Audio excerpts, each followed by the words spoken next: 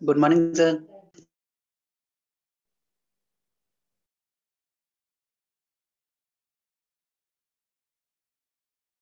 Good morning to all.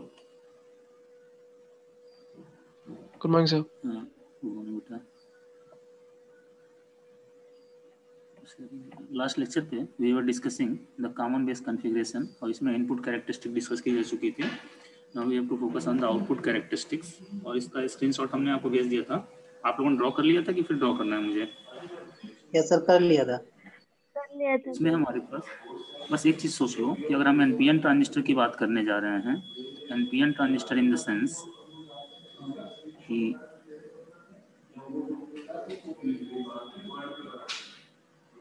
emitter n type, base p type and collector is of n type. तो इस case में हमने बात की थी कि अगर VCB पॉजिटिव होगा तो कलेक्टर बेस जंक्शन हमारे पास रिवर्स बायस होगा और VCB अगर निगेटिव हो जाए तो कलेक्टर बेस जंक्शन कैसा हो जाएगा? फॉरवर्ड बायस हो जाएगा. तो वही बात यहाँ पे करने जा रहे हैं हम कि सपोज कर लीजिए N P N emitter base collector. अगर VCB निगेटिव हो जाए, VCB लेस देन 0, तो VCB का मतलब क्या होता है? हमने VC minus VB less than 0, यानी collector voltage is less than base voltage. और कलेक्टर किस टाइप का है? एन टाइप का. बेस किस टाइप का है? P type. तो एन रीजन का वोल्टेज लेवल बेस रीजन से कम हो जाएगा तो यह जंक्शन कैसा हो जाएगा? Forward bias. Yes, sir. ठीक, यानी अगर हम VCB की वैल्यू निगेटिव ले रहे हैं और निगेटिव मतलब इस कर्व में हम बात कर रहे हैं left to the Y axis, VCB negative होगा कि नहीं होगा? अगर वाई एक्सिस के राइट साइड में VCB पॉजिटिव है तो लेफ्ट साइड में कैसा होगा? Negative. निगेटिव होगा. तो हम लोग जितना ये कर्व ड्रॉ कर रहे थे, ये जो कर्व ड्रॉ किया गया था, इसमें याद कीजिए हर कर्व के लिए हमने I equal to 2 milli ampere, चाहे 4 मिली एम्पियर, 6 मिली एम्पियर, ऐसा कुछ लिया गया था. Yes, sir. ठीक, अब हमारे पास अगर IE फ्लो हो रहा है, मतलब यहाँ से इमीटर करंट फ्लो हो रही है, इसका मतलब ये इमीटर बेस जंक्शन कैसा है? किसी पीएन जंक्शन में करंट अगर फ्लो हो रही है, इसका मतलब जंक्शन कैसा है? फॉरवर्ड की रिवर्स? सर P2N फ्लो हो रहा है ना? हाँ, P2N. इमीटर करंट का डायरेक्शन क्या होता है? हाँ सर, फॉरवर्ड. फॉरवर्ड है. और दोनों जंक्शन अगर फॉरवर्ड बायस हो जाए, इसका मतलब मोड ऑफ ऑपरेशन कौन सा हो जाएगा? Saturation mode. तो इस पोर्शन को हम जो इस वाई एक्सिस के लेफ्ट साइड का जो रीजन था उसे हम सैचुरेशन रीजन कह सकते हैं. Yes sir. पहली चीज ये हो गई. अब दूसरी चीज यहाँ पर अगर हम बात करें, जब सबसे नीचे जो प्लॉट किया गया था कर्व, जिसको हमने लिखा था I equal to 0 milli ampere, ऐसे यहाँ पे लिखा गया था. चलो इसको थोड़ा सा हम ऊपर दिखा ले रहे हैं समझने के लिए ऐसे, लेकिन ये समझिएगा कि ये जो कर्व हम ड्रॉ कर रहे हैं ये एक्स एक्सिस के ऊपर ही है. And this was plotted for IE equal to 0 milli ampere. तो IE क्या बेटा? हेलो हेलो सुधांशु,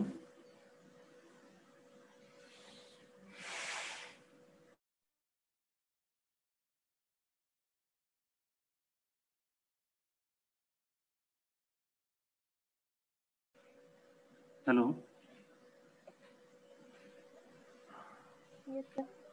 बेटा आवाज कट रही थी क्या?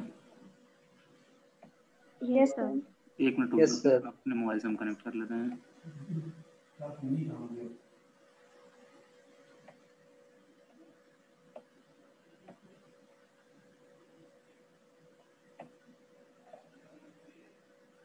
हाँ, अब ऑडियो क्लियर है? Yes sir. Yes, sir. ठीक, चलो कोई बात नहीं, स्टार्ट करते हैं दोबारा. हाँ, तो अगर हमारे पास जो I equal to 0 milli ampere वाला जो कर्व नीचे प्लॉट किया गया था, इस कर्व में हमारे पास अगर IE 0 है, इसका मतलब यह इमीटर बेस जंक्शन कैसा होगा? Open circuit. अगर हम इसको इमीटर बेस जंक्शन को ओपन सर्किट कर दें तो क्या यहाँ से कोई करंट फ्लो होगी? Emitter current? No sir. और इमीटर करंट नहीं फ्लो होगी तो IC इक्वल टू हमने दो कंपोनेंट बताया था, IC majority plus IC minority. तो IC मेजॉरिटी वाला कंपोनेंट क्या हो जाएगा? हेलो, आप याद करो यस सर। कलेक्टर करंट में दो कंपोनेंट थे ना, एक था आईसी मेजॉरिटी प्लस एक था दूसरा IC minority. Yes sir. IC majority कहाँ से आ रहा था? एमीटर से। इमीटर से। इमीटर से। तो अगर हम इमीटर बेस जंक्शन को ओपन सर्किट कर दें तो क्या इमीटर से कोई कैरियर कलेक्टर में पहुंचेंगे? No sir. नहीं, तो आईसी मेजॉरिटी वाला कंपोनेंट क्या हो जाएगा? Zero. Zero. Negligible. But we zero हो जाएगा, आईसी मेजॉरिटी वाला कंपोनेंट जीरो हो जाएगा। अब ये सोचो कि अगर हम फर्स्ट कोऑर्डिनेट में वाई एक्सिस के राइट साइड में है तो वीसीबी कैसा है, पॉजिटिव की negative? Y axis, positive. Y axis के राइट साइड की बात हो रही है। पॉजिटिव। Sir positive. और इस एनालिसिस के बेस पे बताओ कि अगर पॉजिटिव। वीसीबी पॉजिटिव है तो कलेक्टर बेस जंक्शन कैसा होगा? Reverse bias. रिवर्स बायस, यानी कलेक्टर बेस जंक्शन रिवर्स बायस हो गया और emitter base junction open circuit हो गया। यानी ओपन सर्किट को अगर हम रिवर्स बायस कंसीडर कर लें तो दोनों जंक्शन रिवर्स बायस हो गए। Yes sir. और दोनों जंक्शन रिवर्स बायस तो मोड ऑफ ऑपरेशन कौन सा हो जाएगा? Cut off mode. तो क्या हम इसको कट ऑफ रीजन कर सकते हैं? Yes hello, sir. तो I E equal to 0 milli ampere के नीचे का जो पोर्शन होता है उसे हम क्या कहते हैं, कट ऑफ रीजन। अब हमारे पास हमने बताया था कि आईसी इक्वल टू होता है IC majority plus IC minority होता है। तो मेजॉरिटी कंपोनेंट तो 0 हो गया, लेकिन अभी भी यह वाला लूप क्लोज्ड है कि नहीं है, कलेक्टर इमीटर लूप? यहाँ रिवर्स बायस है ना, collector base loop, sorry collector base loop अभी भी क्लोज्ड है कि नहीं है? Yes sir. और यह जंक्शन कैसा है, VCB positive. Reverse bias. Reverse bias, और रिवर्स बायस में कौन सी करंट फ्लो होती है, मेजॉरिटी की वजह से माइनॉरिटी की वजह से? माइनॉरिटी। माइनॉरिटी की वजह से। माइनॉरिटी। रिवर्स बायस में माइनॉरिटी को से करंट फ्लो होती है। तो हमारे पास इस समय कलेक्टर करंट केवल आईसी माइनॉरिटी फ्लो होगा। तो यह जो हाइट होगी हमारे पास कि कितनी कलेक्टर करंट फ्लो होती है, इसे हम कहेंगे the current flowing between collector and base when emitter is open circuit and it is due to the minority charge carrier, hence it is also known as leakage current. ये बात समझ में आ रही है? देखो एक कैरेक्टरिस्टिक और कायदे से आप डेफिनेशन समझ लेते रिपीट हो। कर दीजिए सर। आईसीबीओ पहले भी तो बता चुके हैं बेटा। अभी तुम एक चीज बताओ कि आईई 0 होने का मतलब कि आईसी मेजॉरिटी 0 हो गया, हाँ या ना? Yes sir. ठीक। अगर आईसी यस मेजॉरिटी सर। 0 हो गया तो total current collector current is due to the minority charge carrier only. Yes sir. IC equal to आप क्या लिखते हो कि सर आईसी इक्वल टू आपने लिखा था IC majority plus IC minority. एक कर्व आराम से अगर समझ यस लेंगे सर। अच्छे से, और इसी को आगे चल कर हमने लिखा था alpha into I E plus I C B O. याद आ रहा है? Yes sir. अभी बताओ कि आई ई अगर 0 हो जाए, emitter base junction open circuit हो जाए, तो मीटर करंट की वैल्यू क्या हो जाएगी? और इमीटर जीरो हो करंट 0 जाएगा। तो ये वाला फैक्टर 0 हो जाएगा पूरा। Yes sir. तो आईसी इक्वल टू क्या यस। बचेगा? आईसीबीओ। तो देखो आई इक्वल टू 0 होने के बाद जो कलेक्टर करंट फ्लो हो रही है उसको उसको क्या कर रहे हैं हम, आईसीबीओ कर रहे हैं। मैथमेटिकली बात समझ में आ गई? Yes sir. अब यह है क्या कि यह करंट किसके किसके बीच फ्लो हो रही है? इमीटर तो ओपन सर्किट है ना, यहाँ पे यस देखो sir. Emitter is open circuit, तो क्या उसके थ्रू कोई करंट फ्लो हो सकती है? Yes sir. तो करंट कहाँ से कहाँ फ्लो होगी? नो केवल सर। कलेक्टर और इमीटर के बीच ही तो चार्ज फ्लो होगी, कैरियर। कलेक्टर और बेस के बीच में। Yes yes sir. सर। तो हम यही कह रहे हैं कि this is ICBO, this is current flowing between collector and base when emitter is open circuit. अब बात समझ में आ यस रही सर। है? ट्रांजिस्टर में यस कितने सर। टर्मिनल होते हैं? तो 3। कौन कौन से? Emitter base emitter collector. Base collector. I for current, C for collector, V for base. मतलब current flowing between collector and base. कौन से टर्मिनल की बात नहीं हुई? Emitter. Emitter is open circuit. अब आईसीबीओ का मतलब समझ में आ रहा है? Yes sir. Yes, sir. और ये कौन से कैरियर से फ्लो हो रही है? माइनॉरिटी। माइनॉरिटी। तो माइनॉरिटी कैरियर से जब डायोड में करंट फ्लो होती है तो उसे हम रिवर्स सैचुरेशन करंट कहते थे, और Yes, उसी sir. उसी का दूसरा नाम होता था लीकेज करंट। तो आईसीबीओ को हम क्या कहेंगे? It is leakage current in common base configuration. It is leakage current in common base configuration. Okay, note कर लो चाहो तो। ICBO equal to current flowing between collector and base,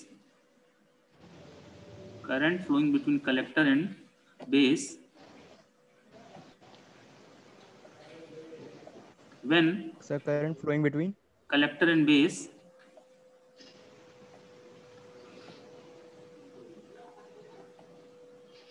when emitter is open circuit,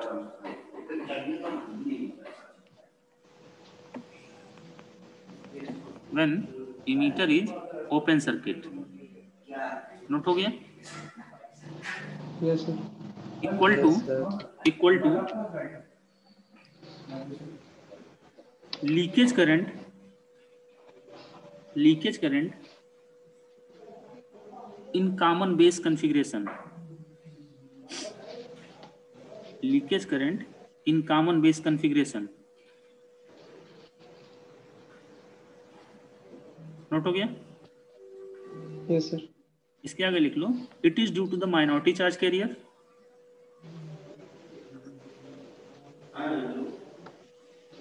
it is due to the minority charge career.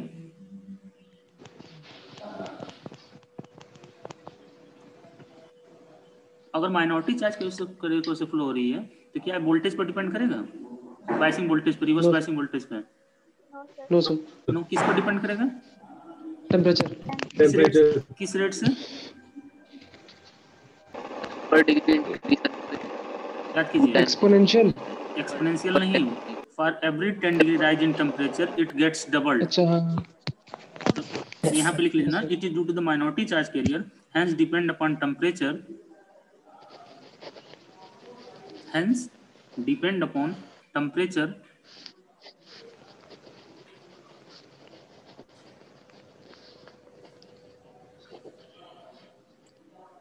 and gets doubled for every 10 degree rise in temperature।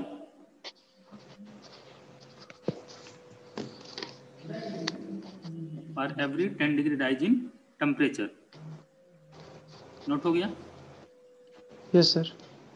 अब बताओ saturation क्या होता? Repeat करना है कुछ?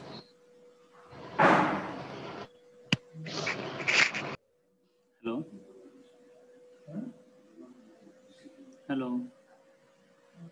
Yes, sir. हो गया. Yes, sir. हो गया? अब बताओ सेचुरेशन रीजन और कट ऑफ रीजन में कहीं कोई दिक्कत? No, sir. बाइसिंग समझ में आ रही कि क्यों किसको सेचुरेशन कर रहे हैं, किसको कट ऑफ कर रहे हैं? सेचुरेशन मतलब Yes, दोनों sir. जंक्शन फॉरवर्ड बायस होना चाहिए, कट ऑफ मतलब दोनों जंक्शन रिवर्स बायस होना चाहिए। अच्छा ये चीज बताओ, अगर ये आईसीबीओ माइनॉरिटी चार्ज के लिए फ्लो हो रहा है, इसका मैग्नीट्यूड लगभग किस ऑर्डर का होगा? micro ampere. Micro ampere. और वाई एक्सिस हमने किस यूनिट में लिया है? Milli. Volt. Oh, sorry. Milliampere. तो मिली एम्पियर की स्केल, अगर आप मिली एम्पियर की स्केल पर अगर माइक्रो एम्पियर की क्वांटिटी दिखाओ तो लगभग वो एक्स एक्सिस को टच करेगा कि नहीं करेगा? Yes, sir. इसी को हम Yes, पहले जो sir. बना रहे थे, देखो नीचे जो लाइन खींच रहे थे सफेद वाली, ये व्हाइट कलर से एकदम एक्स एक्सिस को ओवरलैप कर रहे थे। बस समझाने के लिए इसको थोड़ा सा हमने ऊपर बना दिया है। हो गया? Yes, sir. अब आते हैं Yes, हम sir. लोग एक्टिव रीजन में। एक्टिव रीजन में अगर आप जो डायग्राम हमने आपको शेयर किया तो उस डायग्राम को अगर देखें आप, तो एक्टिव रीजन मतलब देखो, एक्टिव रीजन उस डायग्राम को ओपन कर लो जरा अपने मोबाइल में, जो हमने व्हाट्सएप पे शेयर किया था। अब इसमें एक देखो कि जो दूसरा कर्व हमने प्लॉट किया था, I equal to 1 milli ampere और y एक्सिस पे 1 लिखा गया था। ओपन कर लीजिए उस डायग्राम Yes, को। sir. अब देखो जो कर्व था वो हमेशा आगे जाके 1 को कहीं टच कर रहा था, लेकिन उससे पहले 1 से नीचे था कि नहीं था, लगभग उसके पास लेकिन नीचे, डैश वाली लाइन से नीचे। Yes sir. उसका मतलब क्या हुआ, अब देखो वो कौन सा कोऑर्डिनेट है, फर्स्ट कोऑर्डिनेट है ना, एक्टिव रीजन वाला पोर्शन। Yes sir. तो फर्स्ट कोऑर्डिनेट मतलब वीसीबी पॉजिटिव, यस सर। और वीसीबी पॉजिटिव मतलब collector base junction, reverse biased. और आई फ्लो हो रहा है, आई इक्वल टू 1 2 3 4 5 ऐसे फ्लो हो रहा है। तो इमीटर करंट फ्लो हो रहा है, इसके मतलब emitter base junction, forward bias forward biased. Forward bias. Emitter base junction forward bias और collector base junction reverse bias. तो मोड ऑफ ऑपरेशन कौन सा होगा, एक्टिव। तो उसे एक्टिव लिखना सही है, यस सर। ठीक है। Yes sir. अब इसके बाद ये एक्टिव सोचो कि अगर इमीटर करंट को आपने फिक्स कर दिया, emitter current equal to 1 milli ampere for example, या 2 मिली एम्पियर आपने फिक्स कर दिया, किसी एक कर्व को देखना, चाहे 2 वाले को, चाहे 3 वाले को, चाहे 4 वाले को, चाहे 1 वाले को। इमीटर करंट अगर फिक्स हो गया तो आईसी मेजॉरिटी फिक्स हो गया कि नहीं फिक्स हो गया, यस सर। Yes sir. और आईसी मेजॉरिटी का मेजर कंट्रीब्यूशन होता है कलेक्टर करंट में। Yes sir. तो कलेक्टर करंट लगभग कांस्टेंट होती है, इसी वजह से कर्व ये हॉरिजॉन्टल होता है। हॉरिजॉन्टल मतलब parallel to the X axis. सारे कर्व देखो एक्टिव रीजन में पैरेलल टू एक्स एक्सिस लगभग है कि नहीं है। Yes sir. क्यों, क्योंकि collector current is contributed by the emitter current, और इमीटर करंट को आपने फिक्स कर दिया किसी एक कर्व के लिए, तो कलेक्टर करंट भी फिक्स हो जाएगा। और कलेक्टर करंट फिक्स होना मतलब कलेक्टर करंट वाई एक्सिस पे है, वाई कांस्टेंट होना मतलब parallel to the X axis का मिल जाएगा। तो एक्टिव रीजन में जो कर्व होता है एक्स एक्सिस के लगभग पैरेलल होता है, जो थोड़ा बहुत इंक्रीमेंट हो रहा है उसमें। क्यों हो रहा है कि अगर वीसीबी बढ़ाओगे तो वीसीबी बढ़ाने मतलब कलेक्टर बेस जंक्शन का रिवर्स बायस वोल्टेज बढ़ रहा है, यस सर। और reverse bias voltage collector base junction का बढ़ेगा तो अर्ली इफेक्ट कॉन्सेप्ट दिमाग में आएगा, कल बताया था यस सर। मॉड्यूलेशन। और अर्ली इफेक्ट आता है यस तो सर। कलेक्टर करंट में क्या इफेक्ट पड़ता है। सर कलेक्टर करंट बढ़ती है और बेस करंट घटती इंक्रीज है। होती है। हाँ, तो यहाँ पे वाई एक्सिस पे क्या है, collector current. Collector collector current. Current. तो कलेक्टर करंट फायदे से कांस्टेंट रहना चाहिए, क्योंकि मीटर करंट को हमने फिक्स कर दिया था, चाहे 2 चाहे 3 चाहे 4। लेकिन जैसे जैसे वीसीबी बढ़ा रहे हैं तो थोड़ा सा बेस विथ मॉड्यूलेशन या अर्ली इफेक्ट से कलेक्टर करंट में लिटिल बिट चेंज आता है, वो स्लोप एडजस्ट करता है। अगर अर्ली इफेक्ट नहीं होता तो एकदम पैरेलल टू एक्स एक्सिस होता है एक्टिव रीजन में सारे कर्व। अब बताओ एक्टिव रीजन में कोई और दिक्कत, नो सर। No sir. ठीक है। अब एक चीज बताओ कि एक्टिव रीजन में अगर आप कलेक्टर करंट को चेंज करना चाहते हो तो क्या वीसीबी को चेंज करने से कलेक्टर करंट में कोई फर्क पड़ता है, एक्टिव रीजन की बात कर रहे हैं हम। एक्टिव रीजन में नो सर। कलेक्ट अगर वीसीबी बढ़ा रहे हैं 0 से लेकर वीसीबी मैक्स तक ले जा रहे हैं, तभी भी कलेक्टर करंट में बहुत ज्यादा कोई फर्क नहीं पड़ रहा है। अगर मैथमेटिकली बात करें तो straight line parallel to X axis अगर प्लॉट कर दिया जाए तो क्या वाई एक्स पर डिपेंड करता है, नो सर। No sir. तो हम कह सकते हैं कि एक्टिव रीजन में IC is independent of VCB. Yes. Yes yes sir. Yes sir. IC किस पर डिपेंड कर रहा है जरा देख के बताओ। अगर हम एक्टिव रीजन में आईसी को चेंज करना चाहते हैं तो क्या चेंज करना पड़ेगा, emitter current. Emitter current. Emitter current अगर 2 है तो देखो उसके लिए कलेक्टर करंट कांस्टेंट है, इमीटर करंट 3 कर दिए तो कलेक्टर करंट बढ़ गया, इमीटर करंट 4 कर दिए तो कलेक्टर करंट और बढ़ गया। केवल एक्टिव रीजन को फोकस करना अभी। तो क्या हम कह सकते हैं कि एक्टिव रीजन में आईसी जो है आईई पर डिपेंड कर रहा है, यस सर। और आईई कौन सी करंट थी, इनपुट करंट की आउटपुट करंट, कॉमन बेस है ध्यान रखना। इनपुट। और आईसी कौन सी करंट है, आउटपुट। आउटपुट। तो क्या कह सकते हैं output current is dependent of input current, yes sir. या input current is controlling the output current, yes sir. Yes sir. या BJT is a current control device. Yes sir. Yes sir. Yes sir. जो सबसे पहले lecture में BJT और FET में difference बता रहे थे, उसका मतलब समझ में आया कि बीजेटी को हम करंट कंट्रोल डिवाइस क्यों कह रहे थे, यस सर। Yes sir. ठीक है। अब इसी तरीके से अगर एक्टिव रीजन की बात करें तो एक्टिव रीजन में अगर आउटपुट रेजिस्टेंस की बात करें तो रेजिस्टेंस इक्वल टू क्या होता है, लिख लेना। In active region the output resistance, in active region the output resistance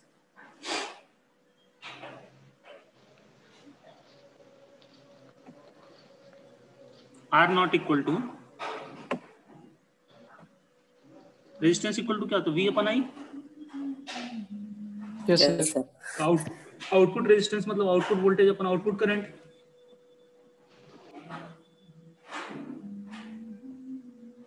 और आउटपुट वोल्टेज क्या है यहाँ पे? VCB VCB, और output current? VCB, IC IEC. तो R naught equal to del VCB upon del IC लिख सकते हैं। yes sir yes लिख sir, लीजिए R naught equal to del VCB upon del IC। और इस ग्राफ में जो आउटपुट कैरेक्टरिस्टिक आप लोग देख रहे हैं उसमें कितने पैरामीटर, कितने वेरिएबल दिख रहे हैं? 3 कौन कौन सा? 3 sir, IC, IE and और VCB. VCB अगर 2 का रेशियो ले रहे हो तो तीसरे को क्या करना पड़ेगा? constant Constant. वो लाइन खींच के ऐसे लिख दीजिए I equal to constant, yes sir R naught equal to del VCB upon del IC, और उसके बगल में एक वर्टिकल लाइन खींच के लिख लीजिएगा नीचे I इक्वल टू कॉन्स्टेंट। अब ये बताओ कि अगर एक्टिव रीजन में कलेक्टर करंट में जो चेंज हो रहा है वो लार्ज है कि स्मॉल है? Very small. स्मॉल है। तो डेल IC अगर स्मॉल होगा तो आउटपुट रेजिस्टेंस क्या हो जाएगा? बड़ा Large. लार्ज हो जाएगा। तो इसे लिख लीजिए कि Yes, sir. लार्ज। yes ठीक है, कि आउटपुट रेजिस्टेंस लार्ज होता है कॉमन बेस कॉन्फ़िगरेशन में।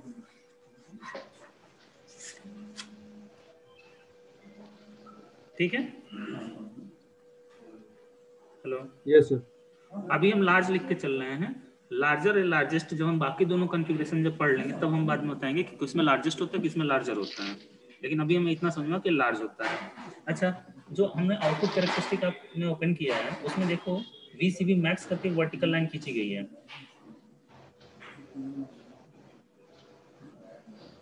Output characteristic Yes sir.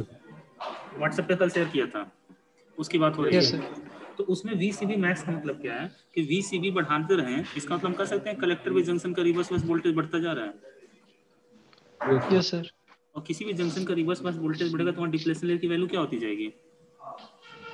बढ़ती जाएगी बढ़ती जाएगी। और उसका पेनिट्रेशन किधर होगा? बेस में ज्यादा होगा कलेक्टर में ज्यादा होगा? Sir, base base. बेस में। तो एक कंडीशन ऐसी भी, और बेस की टोटल विड्थ क्या थी? सबसे कम थी ना। Yes sir. yes sir तो अगर बेस में हमारे पास डिप्लेशन लेयर बढ़ता जाएगा तो एक कंडीशन ऐसी आ सकती है ना कि वो इमीटर साइड के जंक्शन को टच करने लगे, yes Yes sir sir. तो उसको हम कहते हैं पंच थ्रू इफेक्ट। पंच थ्रू इफेक्ट। और उस समय ब्रेकडाउन होता है। ठीक है, तो इसे ब्रेकडाउन होने के बाद करंट जो होती है बहुत ही फास्ट रेट से बढ़ जाती है। तो देखो VCB मैक्स से पहले सारे कर्व हॉरिजॉन्टल थे, और जैसे मैक्स क्रॉस किया पंच थ्रू इफेक्ट आया, ब्रेकडाउन हुआ, और ब्रेकडाउन के बाद करंट वैल्यू वर्टिकली ऊपर की तरफ जा रही है कि नहीं जा रही है लगभग? yes sir तो पंच थ्रू इफेक्ट का मतलब समझ में आया? पंच Yes, थ्रू sir. इफेक्ट का मतलब क्या होता है कि if you keep on increasing the reverse bias voltage of collector base junction, the depletion layer at this junction also increases, which penetrates more into lightly doped base region, and the situation may be rise when this depletion layer touch the emitter base junction, दूसरे side के junction को touch करने लगे, तो उसको पंच through effect कहते हैं और उसको ब्रेकडाउन कहते हैं। ब्रेकडाउन की कंडीशन में करंट वैल्यू बहुत ही फास्ट रेट से बढ़ जाती है। अच्छा, आपको पीएन जंक्शन डायोड की रिवर्स कैरेक्टरिस्टिक याद है? Yes sir.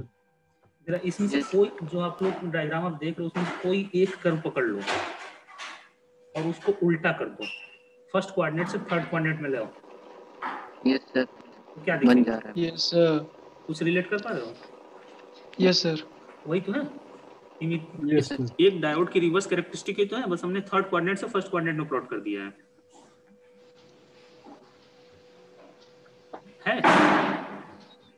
yes sir ठीक है, और ये जो हमारे पास जो भी कर्व प्लॉट किया गया है ये कौन से जंक्शन के लिए प्लॉट किया गया है? Collector base junction collector base junction. और कलेक्टर बेस जंक्शन है कैसा? फॉरवर्ड की रिवर्स एक्टिव मोड में रिवर्स रिवर्स, तो इसकी Reverse कैरेक्टरिस्टिक biased. डायोड की रिवर्स कैरेक्टरिस्टिक जैसी ही तो रहेगी। Yes. Yes. yes sir बशर्ते यहाँ पे एक जंक्शन नहीं है, यहाँ पे 2 जंक्शन है, तो दूसरा जंक्शन इफेक्ट डालता रहा है, इस वजह से एक से ज्यादा कर्व मिल रहा है। डायोड में एक ही कर्व मिलता था क्योंकि वहाँ एक ही डायोड होता था, एक ही जंक्शन होता था। Yes sir. यहाँ पे 2 जंक्शन है ना, तो इमीटर भी जंक्शन के इफेक्ट Yes, होने sir. की वजह से यहाँ पे एक कर्व न मिलके सेट ऑफ कर्व मिल रहे हैं। ठीक है, Yes sir. yes sir ठीक, चलिए अब मीटिंग शायद 2 मिनट में खत्म होने वाली है, दोबारा ज्वाइनिंग करते हैं एंड करके। ठीक है, फिर 15-20 मिनट Okay, और sir. पढ़ के, और अटेंडेंस हमारे पास 18 लोगों की आई है चैट सेक्शन में। अभी दूसरी मीटिंग में सेंड कर दीजिएगा सारे लोग, पिन करते हैं। सर यहाँ 43 लोगों का दिखा रहा है चैट बॉक्स में। पता नहीं मेरे साथ क्या हुआ है, हम क्यों इमेज नहीं ड्रॉ करके पढ़ा रहे थे, हमारा फिर वो गड़बड़ हो गया था।